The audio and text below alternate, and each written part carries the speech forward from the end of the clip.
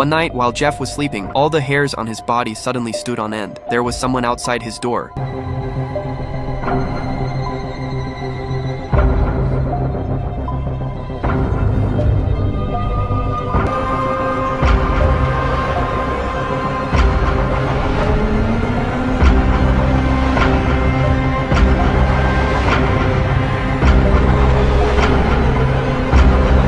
Thankfully, it was just a dream, maybe caused by too much stress, but the strange events didn't stop there. The next day, Jeff stepped outside and ran into his neighbor. He casually joked about how terrifying his dream had been the night before, but from their conversation, he learned something unsettling. A girl had lived in his house before, and a few months later, she developed a severe case of paranoia. She constantly claimed something was inside the house. When her parents came to check on her one day, they found her dead. She had died from sudden heart failure. Jeff was instantly spooked. He installed security cameras in every corner of the house, hoping to feel safer. Then he laid down on the couch and dozed off. Suddenly, loud knocking jolted him awake. He rushed to the door and saw someone desperately banging, begging to be let in. The man claimed he was being chased and pleaded with Jeff to open the door, but Jeff didn't dare. After he refused, a man appeared at another door. Jeff told him it wasn't a good time to open up. Seconds later,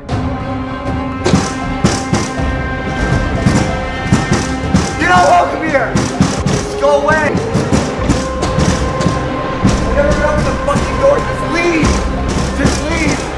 he fainted from the overwhelming noise. When morning came, he woke up to find everything in the house seemingly untouched. But when he checked the surveillance footage from the night before, he saw something chilling. A stranger had entered his home. Just as Jeff was trying to make sense of it, he noticed footprints in the living room. The mystery deepened. He couldn't figure out what the person wanted or why they had come. To protect himself, Jeff bought a weapon. Then, he added even more security cameras covering every angle around the house. He even blocked off the entrance with a steel pipe, convinced that nothing could disturb him that night. But in the middle of the night, Jeff began sleepwalking. He opened the front door and wandered around outside before returning inside. Just as he got back to his bedroom and was about to lie down, again, the sound of footsteps startled him awake. Grabbing the weapon he'd left by the bed, Jeff searched the house, but there was no stranger. Instead, he noticed the security cameras had been dismantled. As he bent down to inspect the setup, the steel pipe blocking the door was suddenly knocked over by the wind.